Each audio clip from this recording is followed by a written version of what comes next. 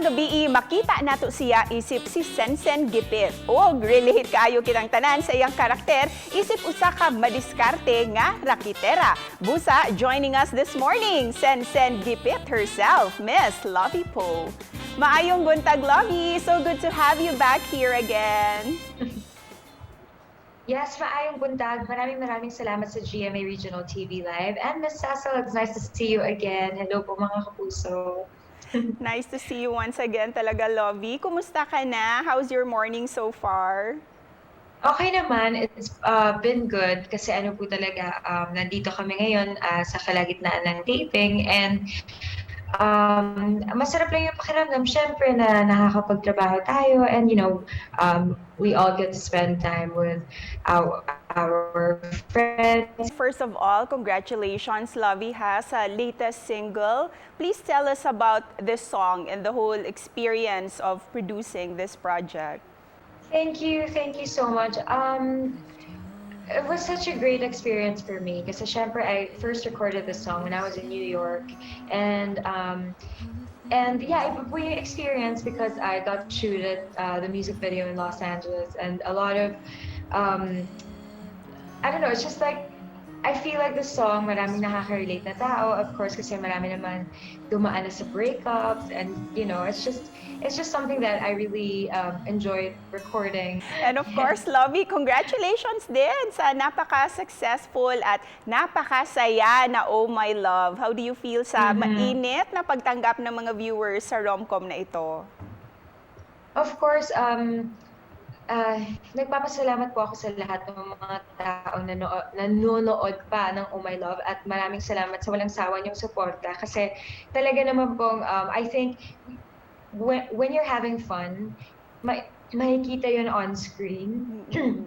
And ako po, yung mga nakakasama ko po on set, everyone's just like so happy and so jolly and yeah, I'm just really glad na talaga namang yung mga tao ay talagang mainit yung pagtanggap sa romantic comedy show na ito. Lovie, sa drama ka talaga namin kilala, pero pinili mong bumida sa rom-com na ito. What made you want to do Oh My Love? Ang sarap lang to do something new. It's like I find it like it's a breather for me. Kasi syempre parang it's as an actor, parang you grow even more pagka meron kang iba't ibang characters na pinoportray. At para sa akin, since hindi ko to ginagawa ng madalas, talagang challenging siya for me. Plus, ang mga kasama ko pa dito, talaga namang kilalang mga magagaling when it comes to comedy. So talagang for me, ano na siya talaga, parang practice na rin siya for me. This time, let's talk about your co-star, Benjamin Alves, whom you've worked with dati pa, di ba? Ikaw nga yung naging first leading lady niya, Lovie. Pero how do you find him now bilang kapartner mo sa comedy? That time that apart, na talagang hindi kami nagkatrabaho together, tapos nung first scene namin, parang there's something new. Parang talaga nag-grow siya as an actor and as like even more as a person kasi parang ang tagal din namin hindi nagkasama talaga, so it's just nice na reunited kami and we get to bond even more at talaga namang masarap lang yung pakiramdam kasi magaan siya kasama. How about your other co-stars? Na halos lahat sila mga komedyante. Ano yung mga natututunan mo from them? Actually, marami kaming mga scenes dito na talagang yung parang binabara nila ako dahil sanay sila sa nagda-drama ako. So pagka ako yung humihirit or nag-a-adlib ng something funny, talaga namang super kansyaw sila sa akin. So talagang masaya kasi it feels like family talaga.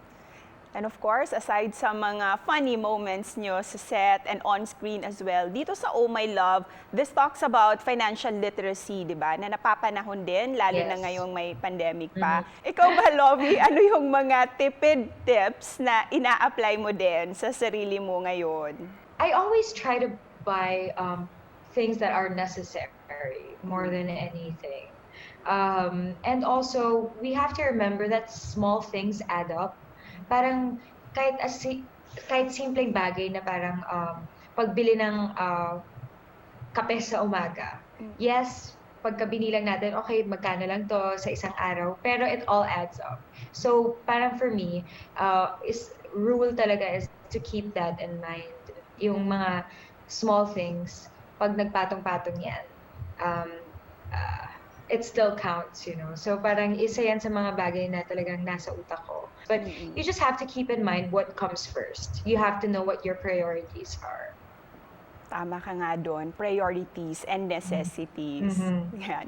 This Yes. time naman, Lovey, para sa mga kapuso natin na gabi-gabing nanonood ng Oh My Love, what message do you want to give them? Sobrang happy kami dito sa set dahil talaga namang you guys have been watching our show. So maraming salamat. And sana po hindi kayo magsawa kasi gabi-gabi papaligayahin namin kayo at the same time may matututunan pa kayo. Siyempre, bago tayo matulog sa gabi and pagod tayo sa trabaho or we've had like a rough day, parang it's nice to, just feel relaxed and nandito kami para sa inyo. Daghang salamat, Lovey. Yes.